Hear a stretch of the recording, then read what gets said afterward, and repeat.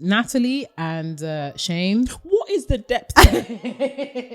Do you think that in heated arguments, that's when the truth comes out? Ain't Do you that get what I mean? great microcosm of the relationships between some men and women today, y'all? Stop Terrible. sabotaging things. If something is meant for you, you won't need to sabotage in order to get it. This is the thing. You don't need to do that. Hello and welcome to the To My Sisters podcast. I'm Renee. And I'm Courtney, and we are your online sisters and hosts of the To My Sisters podcast. Now, we are all about promoting the wellness, growth, and development of a community of sisters across the world. And in today's conversation, we are responding to your request. Well, your request to our suggestion, which was us doing a little review / just sharing our views of Love is Blind. Hey sis, I wanted to quickly interject and just apologize. It's Courtney, by the way. Hey, I wanted to just apologize because this conversation is actually cut short. Unfortunately, during this episode recording, our mics just decided to stop recording. I guess they couldn't handle the conversation, but not to worry. You know your sisters are going to come back with a part 2. And so keep listening because this conversation is very juicy and we will be back sooner than you think to give you the rest of our thoughts. So yes, today we are going to be talking about reality TV shows, how they are shaping our perceptions of love, whether love is truly blind and whether you can actually find love in 90 days. Wow. What an intro. I know, right? That was really moving. It really set it up for itself. Moved. No, I feel moved. We are back from Dubai, ladies. We had an amazing vacation, a little break. Obviously, you guys didn't miss us too tough because we were here. Shout out to pre-recording. Right? Yes. We were here on Sunday. We were indeed 100% because this means a lot to us. This is important to us and we're going to show up regardless. Right. How about that? But yes, let us get into today's ding, ding, ding. Dilemma. Great. Okay. Hi, sisters. I've been listening to you guys since day one. I've noticed a vast difference in myself inwardly and outwardly to the point where people told me I'm glowing. I thought it was some serum, but it's the healing work. So thank you. However, my life is so structured. I'm waking up at 6 a.m., working out, eating right, setting boundaries, having a tough conversation with myself and others, etc. I feel a sense of peace, but I'm bored, uninspired, and in thirst for some adventure and spontaneity. Wow. I don't have the time to do anything beyond what I'm doing right now due to family and work commitments. I just want to feel the excitement like when I had a school trip the night before. Is this a phase or question mark? Help assist out. Wow. First of all, sis, not us being the skincare that you needed. Wow. What do you call it? The ordinary who? Not the ordinary who. Ren skincare who? It's so beautiful to know that, you know, sis, you're doing really like amazing stuff. And one of my friends calls this a bougie problem. Insofar as many of us can become, whilst we say that, you know, trauma and chaos is bad for us, many of us can be addicted to the rush in the same way that, you know, we get our dopamine hit from like exercise or from sugar or from, you know, things that are bad for us often feel good in the moment. Yeah. And I think you need to talk closer to your mic, sorry, or louder. Things that are bad for us but feel good in the moment can often be, you know, the thing that gives us excitement, right? That school trip, that adrenaline rush. And once we take out all of these things from our lives, we can often be left with a feeling of there's nothing to give me that rush because now I'm at peace. Yeah. And we feel like peace is, you know, the end destination. We've reached it. There's nothing to it. What you need to do is start to manufacture moments that are actually healthy for you to give you that rush or to give you that excitement in life, because things don't have to be boring. One of the ways that I think about like channeling excitement into my life when I feel like I've been getting too much into a routine is I might go on holiday. I might, you know, create experiences that allow me to look forward to things. I think really looking at your life and thinking about yourself as an engineer of your life can be really, really helpful in making sure that you instill those moments of really deep, what's the word? It's not satisfaction, but satisfaction is the closest thing. But engineering those moments of deep satisfaction, or really thinking about crafting experiences and moments that will allow you to feel more quote unquote alive. I would also encourage you to have a look at your routine and think about what it is that's causing you to actually feel bored in the first place. Is it that you're not challenging yourself enough in some of the things that you're doing, right? When things become monotonous, that's when they become boring. So where can you add, the spice of variety in your life? If you are, waking up at 6 a.m. to go and do your workouts and stuff, could it be that you actually need to switch out your workouts so you actually look forward to them in the morning because it's something you're doing differently? Are you getting too comfortable at work? Comfort is also the enemy of, adrenaline and feeling satisfaction. Are there things that you could be doing with people that you love that require you to take risks? So you're actually in a really, really good position insofar as you've established some key, boundaries, you've established some key frameworks and some principles, and you actually have a structure to your life. Now it's about understanding where are the areas in which I can improve, where are the areas that I can afford to take risks. And it doesn't necessarily have to be a time thing, because in the dilemma you mentioned, you're strapped for time. Maybe it's a thing where you actually need to reevaluate some of these structures and see where there can be a little bit of give and take. Because being healthy doesn't necessarily mean that you're going to be doing all of the things that we classically associate with like living that glowing and growing lifestyle, right? So always waking up at 6 a.m, always eating right, always doing all of these things that we classify as good. What you want is balance and consistency. So sometimes you will be having the cocktails out with your friends. Sometimes you will be having, a lie in on a Saturday morning because, you've worked hard for the entire week and this is your day off. So also in building those experiences and those moments within your actual structure to give yourself something to look forward to throughout the week and throughout the months. And then also really like investing in obviously you've invested in the relationships with other people, but also investing in the relationships actively and doing things with people can also be super exciting. So we're obviously in a privileged position insofar as we've come back from holiday, but I was looking forward to that holiday for a very long time, and it gave me everything that I needed and I loved. And what I really enjoyed about it and why I was looking forward to it so much was I'm actually getting the opportunity to explore a new, city, a new country, and I'm exploring it with somebody that I love dearly. So it might be a thing, just in case you didn't know who it was. Clarifying. It is Miss Courtney. So thinking about the ways that you can create things with other people as well is another way to bring that spice back into life. But yeah, I would definitely say take a step back, really evaluate, the structure and the order that you've brought into your life, and try to pinpoint where it is that boredom is coming from, and then you can address it. It might be the monotony. It might be the fact that you need to engineer new experiences. It might be the fact that you need to tap into other communities or the people around you to co-create these really, really special moments. But yeah, that's what I would say. I agree wholeheartedly with everything. I think those are good practical steps. I think, a lot of people, I'll say one thing. I think a lot of people, when it comes to this whole like glowing and growing journey, personal development and all these great things, they make it everything. Like it every moment of every day, every decision, every conversation becomes about personal growth and personal development. And I think that can be dangerous sometimes, and it lays you a trap to just not experience life, right?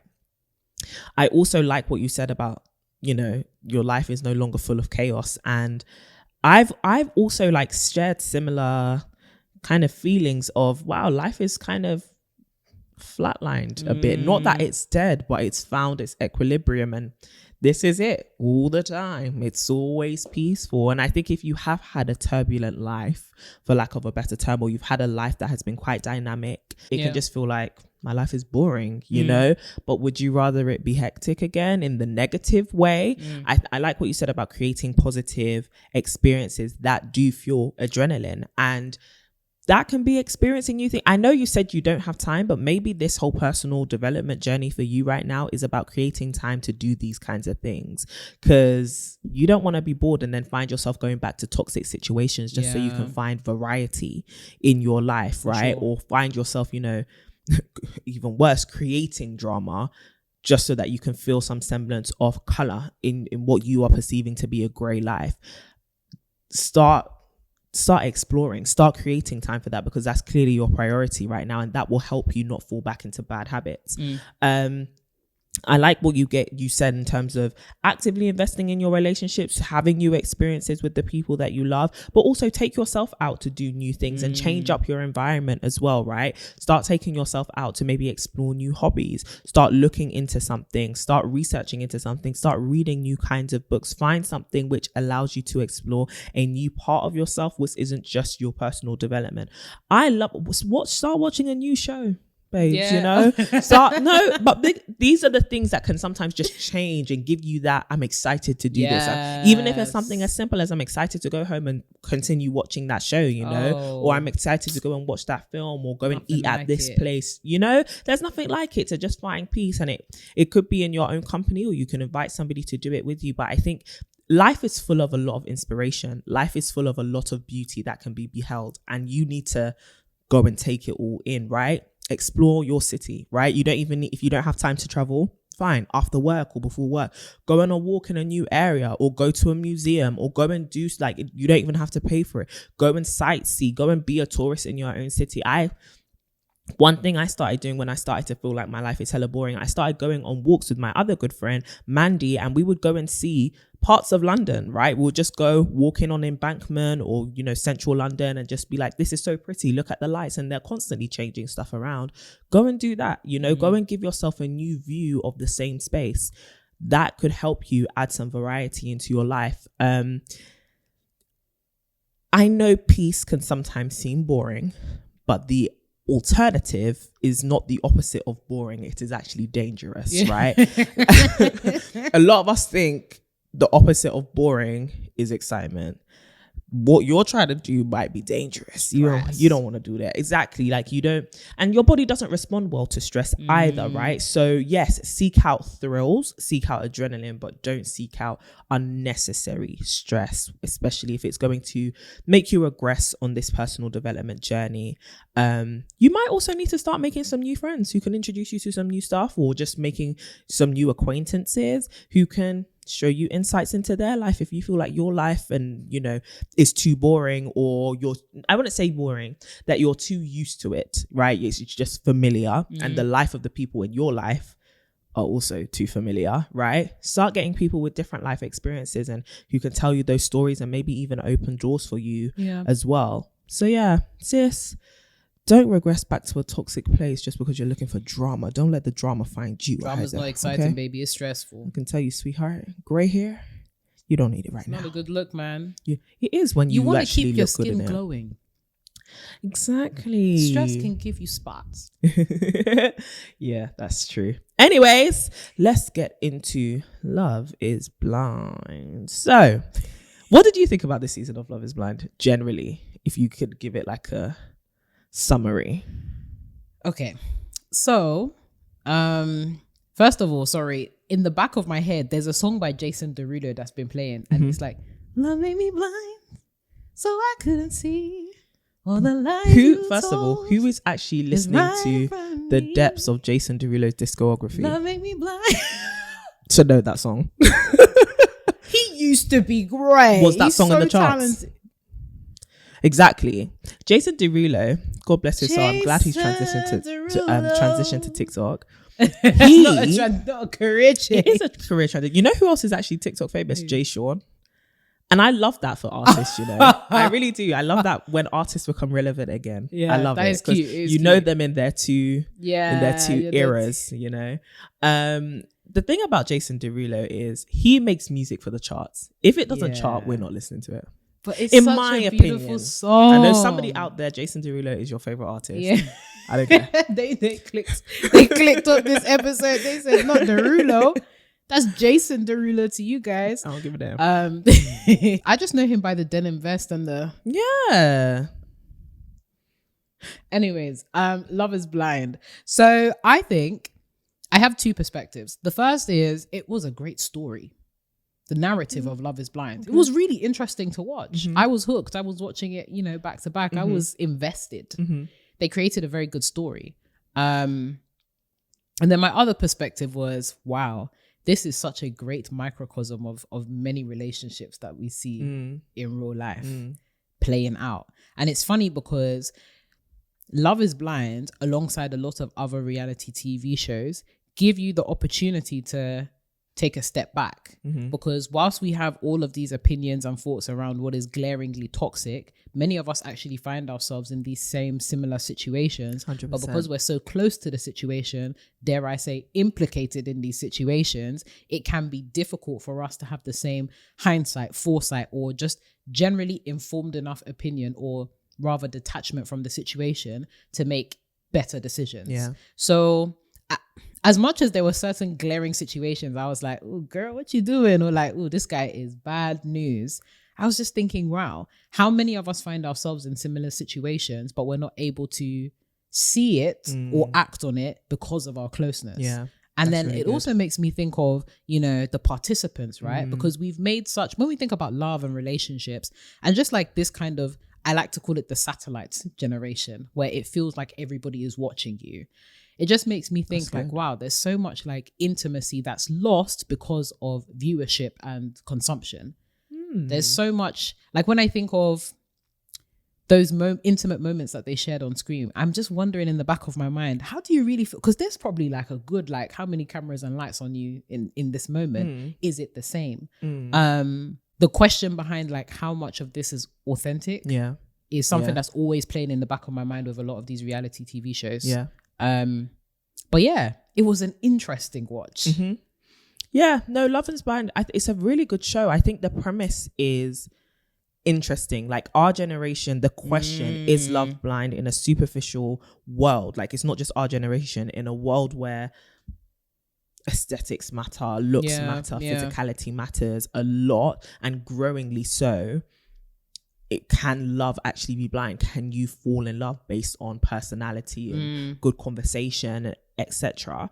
I think, like you said, with reality TV, the authenticity should always be questioned, not just on the part of the participants of this experiment or the stars of the show, but based on the fact that it is a constructed show. It is edited, things are cut out, narratives are being created constantly when it comes to each of these stories and the storylines. So I think the sad thing about reality TV is, especially as a generation who has grown up during the rise of reality TV and its popularity and its stars' popularity, I think it's important to always take with a pinch of salt what you view, what you see. Because it's easy to start idolizing things, right? Like I think back to Love is Blind season 1, my favorite couple and most people's favorite couple, Lauren and Cam. I love me a bit of Lauren and Cam. Corin? I love them. I love them a lot. I really love them a lot. But when it comes down to even their relationship, you don't see the full story of their relationship. You don't see the full depths of their love in the show, after the show, and it's easy to really think, I want that, we've had this conversation before about like relationship goals and just what does love look like, how does it practically play out. These are the reason why so many people love them, is because they have a champion's love story, but that champion's love story, unfortunately, or actually fortunately because of their privacy, we haven't been able to see all the tests and trials that go into their championing, right? And also the reality of what their relationship dynamic actually is. And that's one of the biggest drawbacks of TV, movies, media when it comes to relationships and really painting a picture of the reality of love. And so whilst I do think that Love is Blind is a great show, because it's very different to most reality TV shows when it comes to romance, like things like Love Island or Too Hot to Handle and things like that. Oh, we actually need to talk about Too Hot to Handle too. It's still reality TV, right? It's still a constructed show. It's still the primary purpose of it is still entertainment. Therefore, you have to take everything you see with a pinch of salt. It's not a documentary. Even documentaries have constructed narratives. But moving on past our general thoughts around the show. A lot of you wanted to know our thoughts about the people. So let's get into it. We are not clinical psychologists. No. We do not diagnose anybody. No.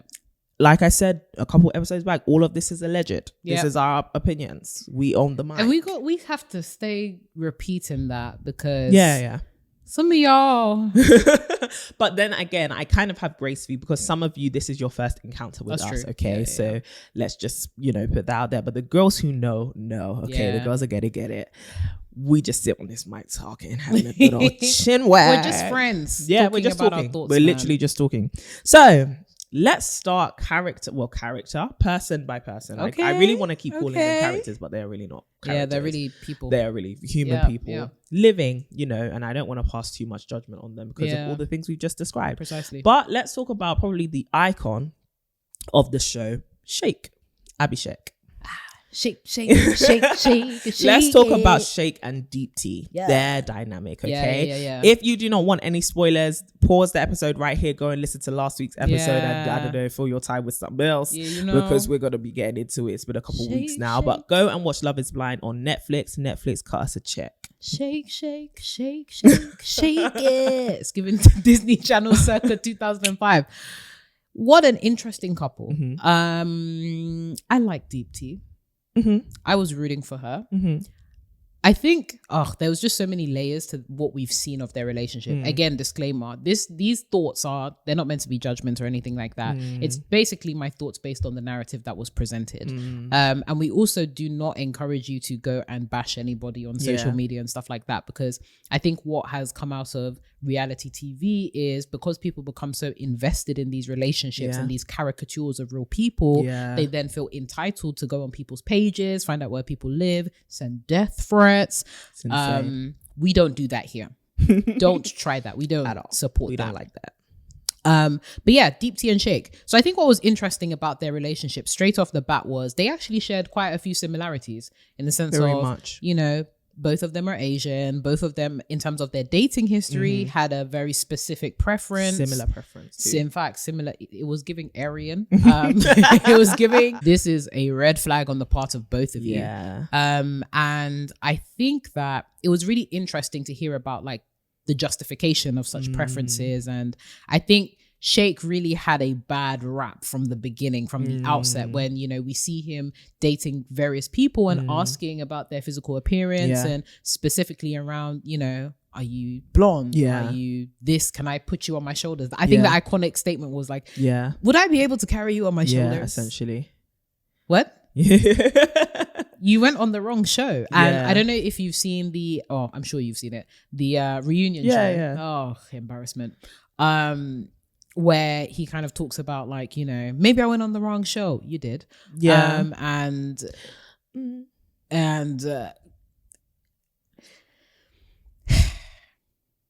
I'm trying to say this in an articulate way that's not, rude.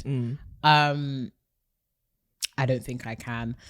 Essentially, I think it's just very microcosmic of the fact that many of us, and particularly men, right, will have particular standards for women that they don't live up to, or at least the counterpart or the other side, they don't match up to it, right? It's the classic, we've addressed this in one of our previous episodes of, does your preference prefer you? And I was really hoping for a story arc where both of them realize that, we can be, attracted to each other. We can overcome, very specific preferences that are actually rooted in very, very problematic ideology. And what was a shame about their relationship was what we could see was, they had a very strong emotional bond. Did they? Allegedly. That's what they kept saying. I just love her emotionally. Of them kept saying that. This is another thing about the show, which I personally disliked, which is you've kept all these clips of being like, when we're off camera and we have such an emotional connection, we didn't see any of that. And this is why Natalie and Shayne don't make sense to me. But we're going to get on to them in a second. So this whole, the dilemma that Shake had in particular. Also, I'm just not a fan of this whole, your name is Shake, but your real name is Abhishek. But that's your own personal preference, my dear. You go ahead. You go ahead. I'm not a fan of abbreviations. DJ Shake. Anywho. He's going through this dilemma. And the thing is, I hear what he's saying insofar as physical attraction is important. 100%. And when I think of like Love Is Blind, is it possible to fall in love? That was even a question I wanted to pose to you earlier. Yeah. Is it possible to fall in love with someone having no idea what they look like? Yeah. We're going to come back and talk about that. We'll come back to that. I think it's a valid thing to understand that physical attraction is important. 100%. And I think that we shouldn't run away or shy away from that. However, when you're not cognizant of the fact that you have very, very specific physical preferences that are rooted in actual like complexes that are problematic. And when you're rude and disrespectful in the way that you communicate your preferences, we have a problem. Yeah. And like literally for me, seeing someone like Deepti, who I think is gorgeous, by the way, who has overcome a lot when it comes to, you know, her confidence levels and her attitudes towards like her physique and all of that kind of stuff. Yeah. And she's also a very intelligent girl. Yeah. When I see the way that he was talking about her, because mind you, a lot of his concerns he didn't actually address with her directly. We see clips of him talking to his boys or the girls and saying, you know, I'm just not attracted to her. And even the whole comment of like, it's like having sex with my auntie. Who wants to hear that? Like, why would you think that's okay? Auntie. Why would you articulaate this? Surely like, it's sickness. that in that way. And I'm just like, bro, why would you say it that way? Yeah. And why would it even occur to you to say that? I mean, the guy's clear. You gotta realize you got a bag of people here. You This know, is true. the guy is clearly rude, and it's just that's it. And then on top of that, his personality. Yeah, but Deepti liked him.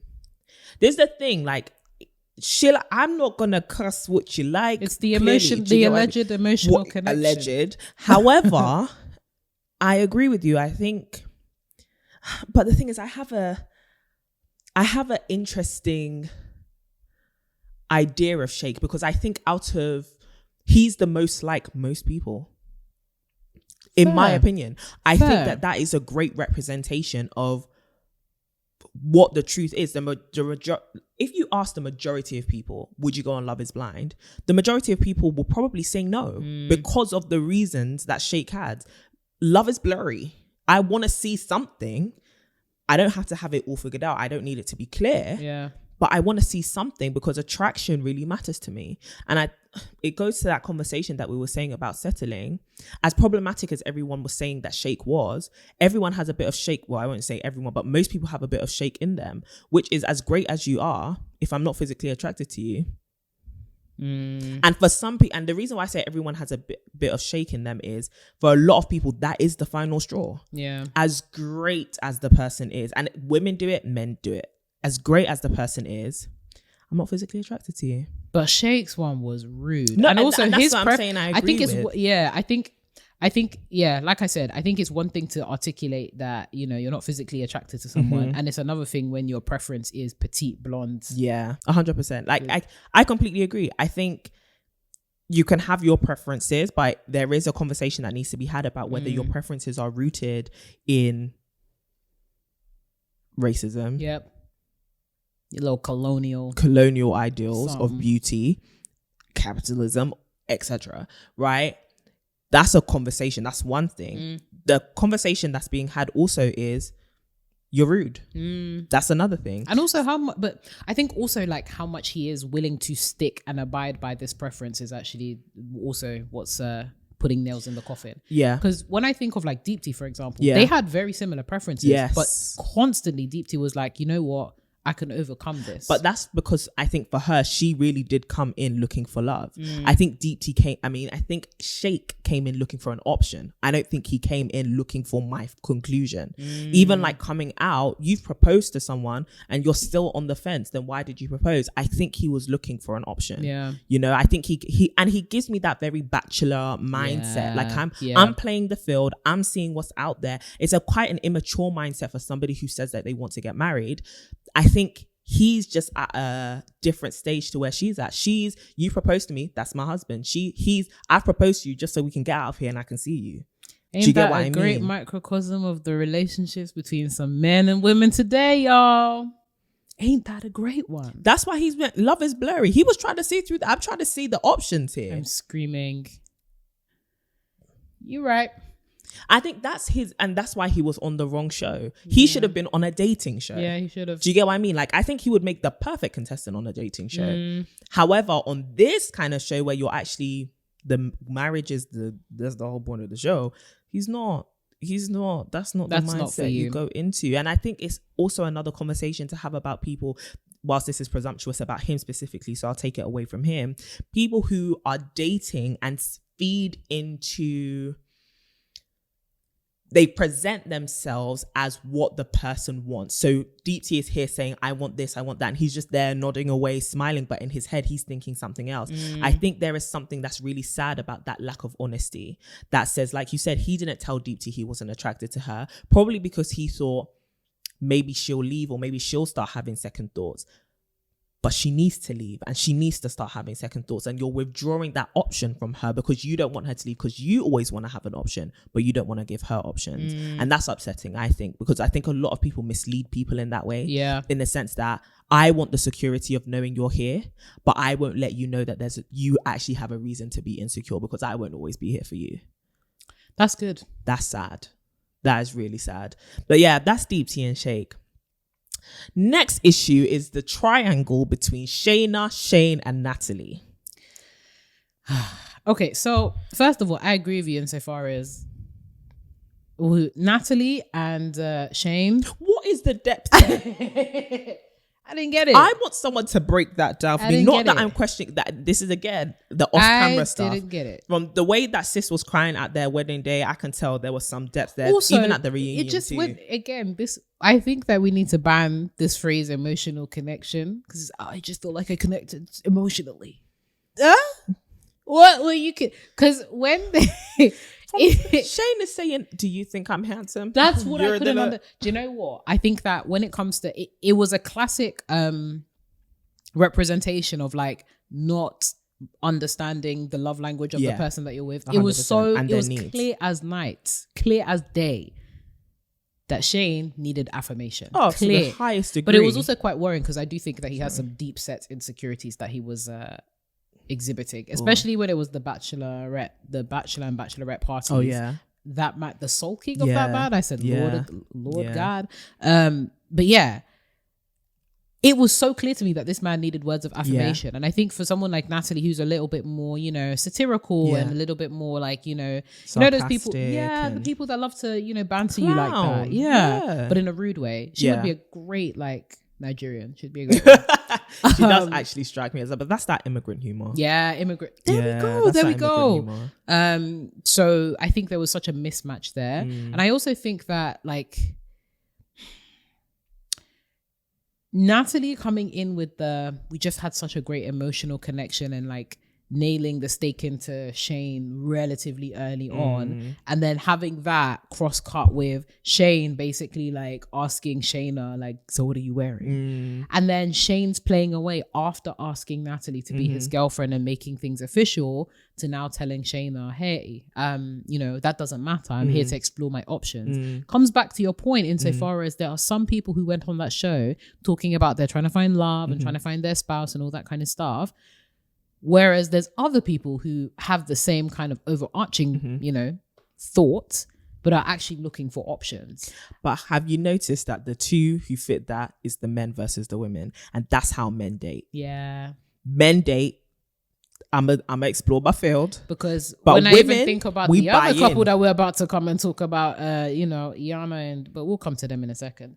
We buy in straight away. That's a ha ha ha. We buy in straight away. And I do think that generally sometimes this can be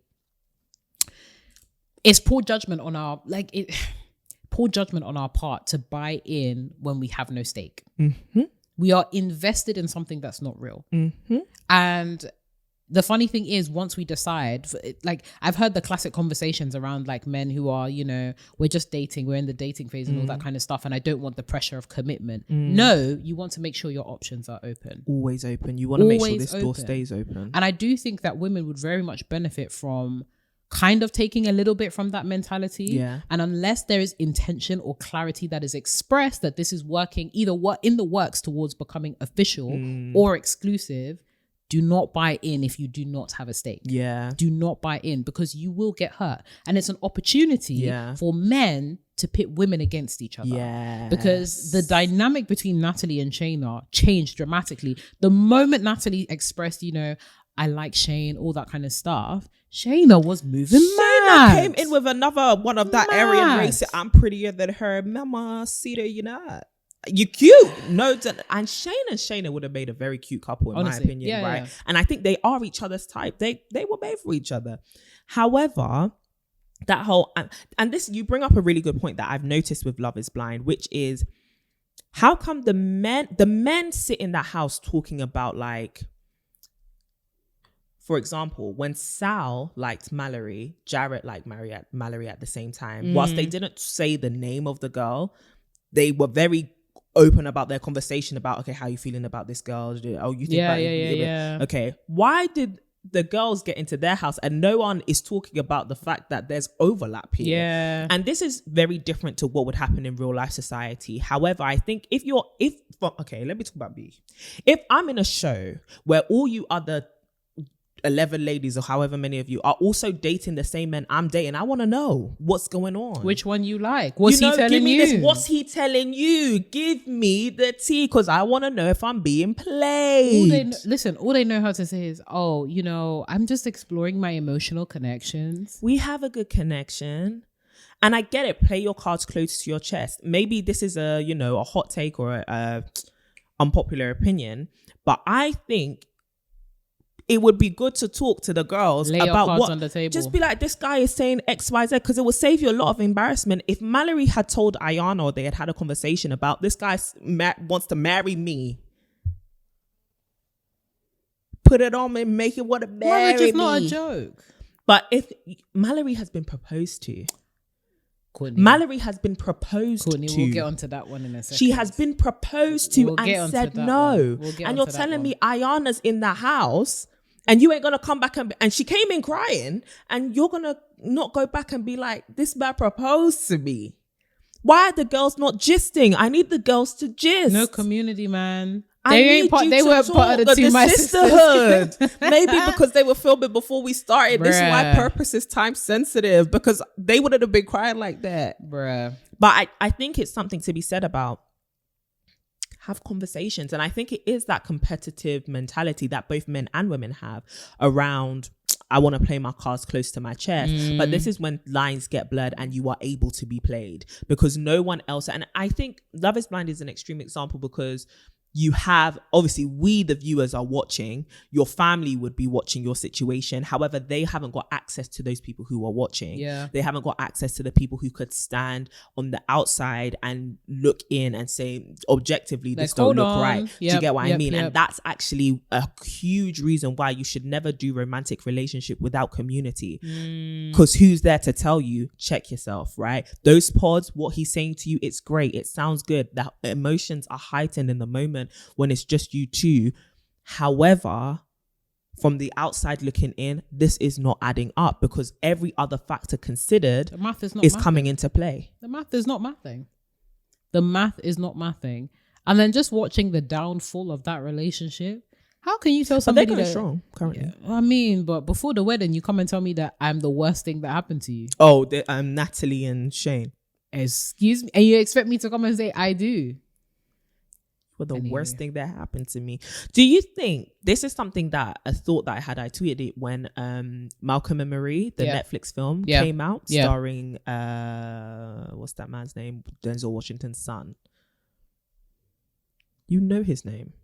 David? Yes. Sorry. There we go. The actor that's also in Tenet, he doesn't want to be known as Denzel Washington's son. He has spent a lot of his life escaping it. Sorry. And Zendaya, when they were having an argument, and in the argument, in the heat of the moment, his character Malcolm says some very hurtful things to Marie, and vice versa, right? And extreme decisions are made, and the toxicity of their love is just boiling over in that film.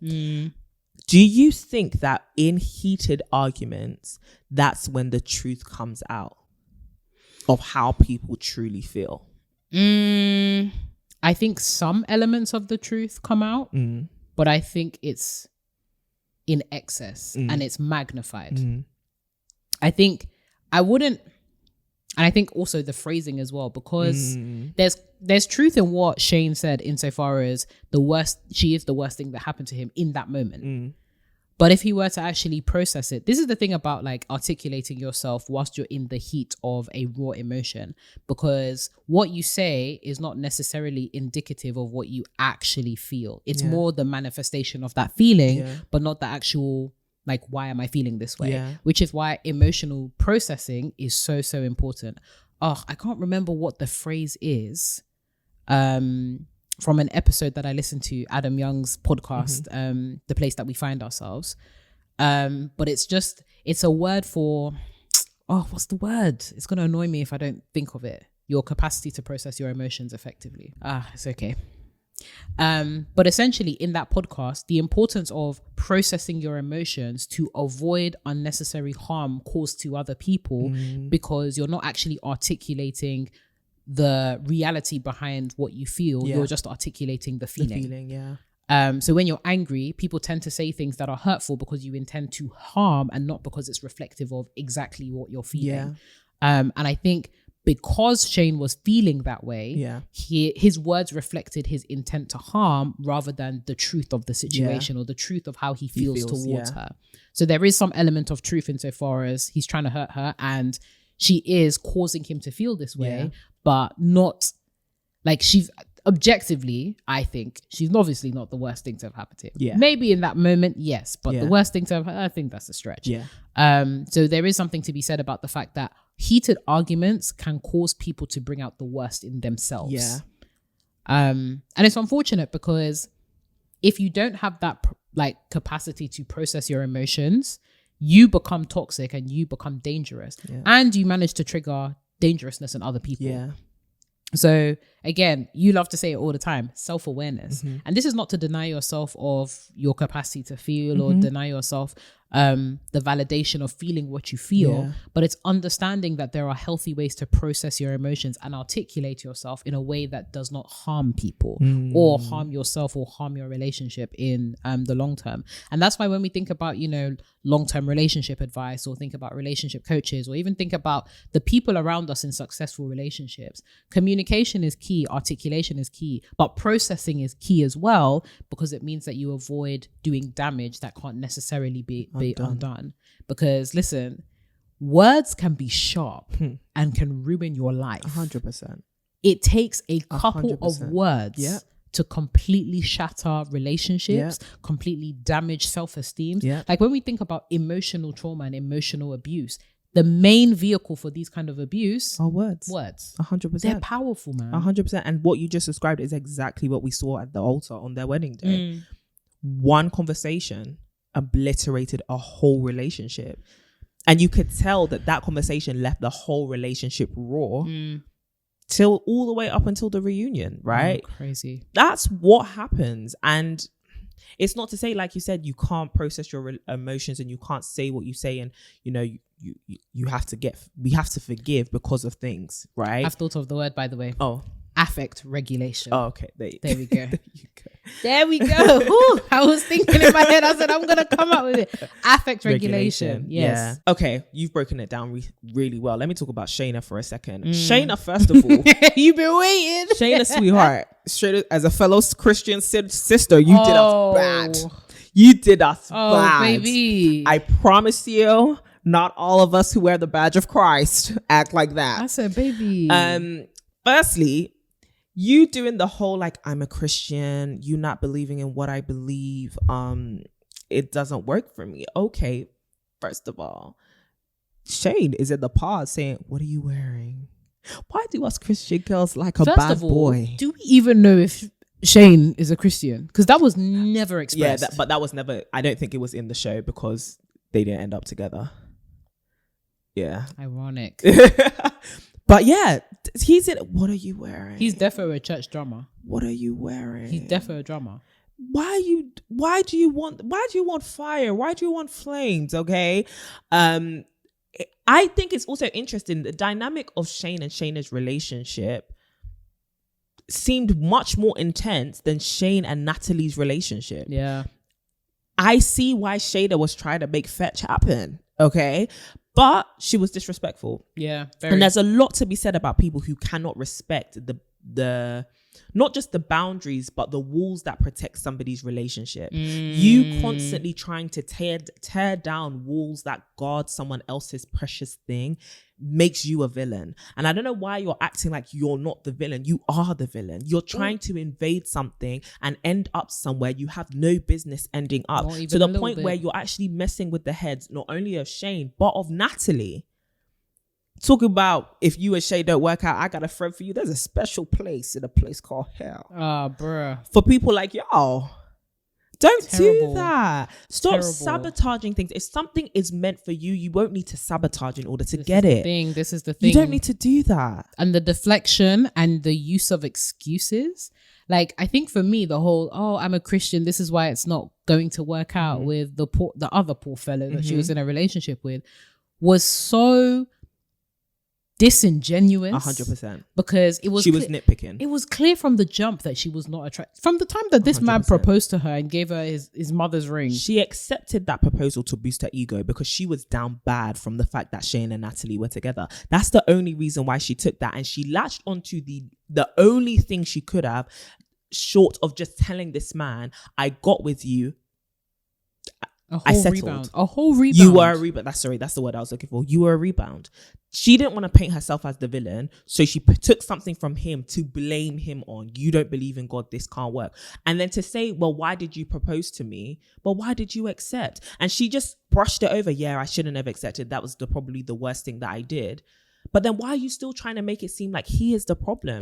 Just own up to the fact that you are the problem. Before you even took this guy to see your parents, you should have been like, I made the worst decision to accept your proposal. I also think one thing that fueled her issue, though, was the fact that she had already had a failed engagement before. Do you get what I mean? And that kind of, not embarrassment, but the fear of it happening again may have been really, really strong, having to fail another engagement. I get it. Do you get what I mean? But that doesn't mean you can go around treating people like toys. E for embarrassing. That's time. What that was. E for embarrassing. I could not. I absolutely could not. But her behavior, girl code was violated so badly between the two. I couldn't believe it. I could not believe it. And it's just the fact that there was so much thinking about what the life stage, thinking about the life stages of the people on the show. Y'all are not kids. And just when the conversation was getting real juicy, this is when our mics decided to cut out. But do not fret, sis. We are going to be back with a part 2, sharing with you our thoughts on this season of Love is Blind. And you get a chance to chime in. Comment down below your thoughts on the couples, their decisions, their behaviors. We want to know the gist, okay? So we're going to be talking about Ayana, Jarrett, whether he actually settled and what her response could have been, as well as Nick and Danielle, because there is a lot going on there. And of course, us sisters, we're going to have a broader conversation talking about whether reality TV is actually damaging our view of commitment, the myth of the one, and we question why women are being told to increase their value but also lower their standards. Next week's conversation is going to be juicy, so make sure that you don't miss a beat. Subscribe to our YouTube channel, follow the podcast on all podcast streaming platforms, and of course get plugged into the sisterhood and the conversation over on Instagram and Twitter at To My Sisterhood, as well as use the hashtag To My Sisters. Sisters, we hope that you have an absolutely amazing week. We are so sorry that this episode was cut a bit shorter than usual, but we can't wait to talk to you again. And so, as always, remember, keep glowing and growing.